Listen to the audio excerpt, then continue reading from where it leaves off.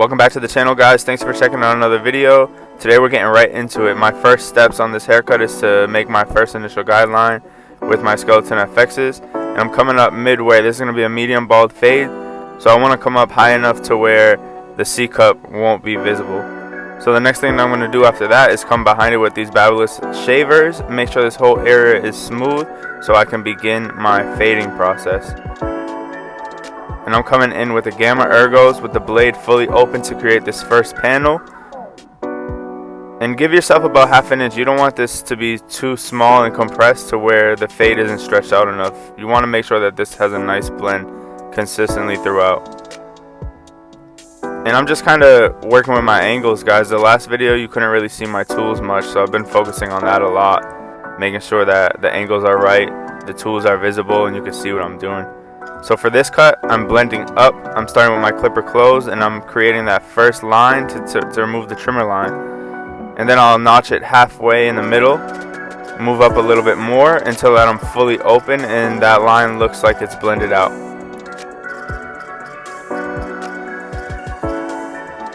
So after creating that first panel and blending it out, the second step is taking the one open and coming up about another ½ an inch. Once that's set in nicely, I'm going to close it up and do the one close, and then I'm coming right underneath it right here with my half guard halfway open, and I'm going to slowly work that line and close it as it starts to fade out, like so. And as you can see, the blend is coming together pretty nicely. So once I complete that step, I'm taking my metal 3.5 on my Andy Supra, and I'm creating my next guideline. And the step below that was a 1 open. So I know what I have to do next is take my 1.5, because the 1.5 plastic clip blends right into that 3.5. So I take my 1.5, I start with the blade open, I attack that line, and I'm coming right up underneath that 3.5. That's very important to make sure that you go up high enough. So open to close, same thing. And then I'm coming back underneath it with the 1, and I'm detailing it, open to close. I'm going through my system again. I'm blending twice through to double check my work. It's super important to be detailed in this cuts, guys, because that's where the cut comes together. That's where you're going to be able to take your game to the next level. Alright guys, I'm going to speed this cut up a little bit while I do the back section here. So just try to follow along.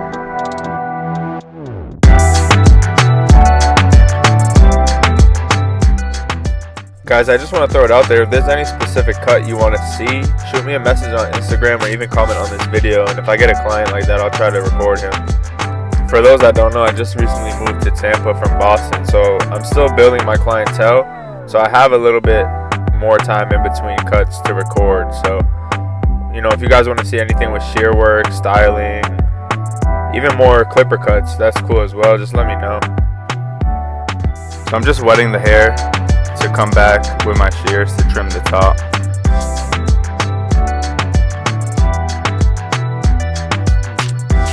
So when I cut the top, I always start from the front like this.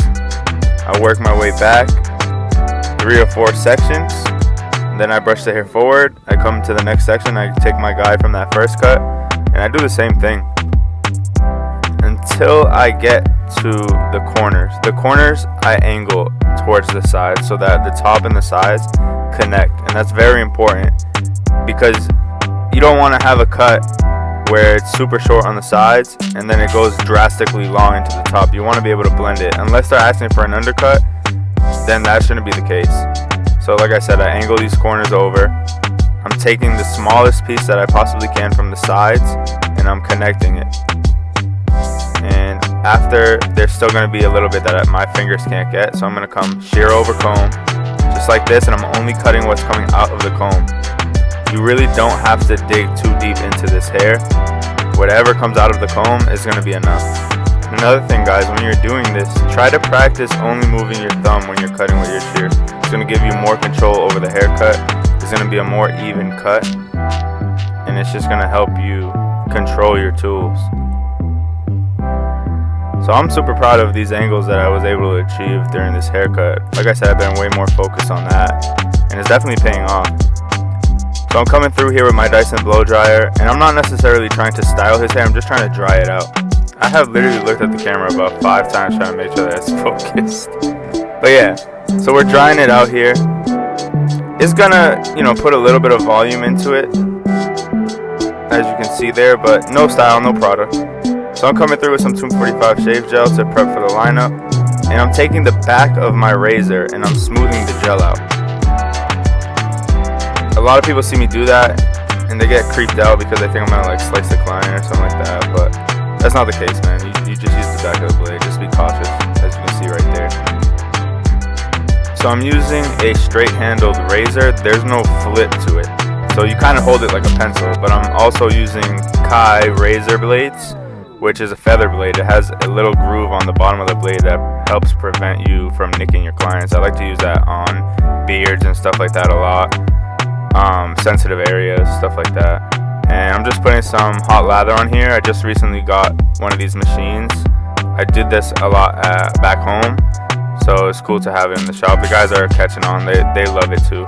So it's going to make a smoother, less irritating shave for your client. And client comfort, as you all know, is the most important thing during these haircuts. So super important. So we're just cleaning up the back of his neck right now, making sure that all these little hairs are taken off, making sure that it's nice and smooth. So I'm just dusting him off before I show the final product, the final cut. But thank you guys for sticking through.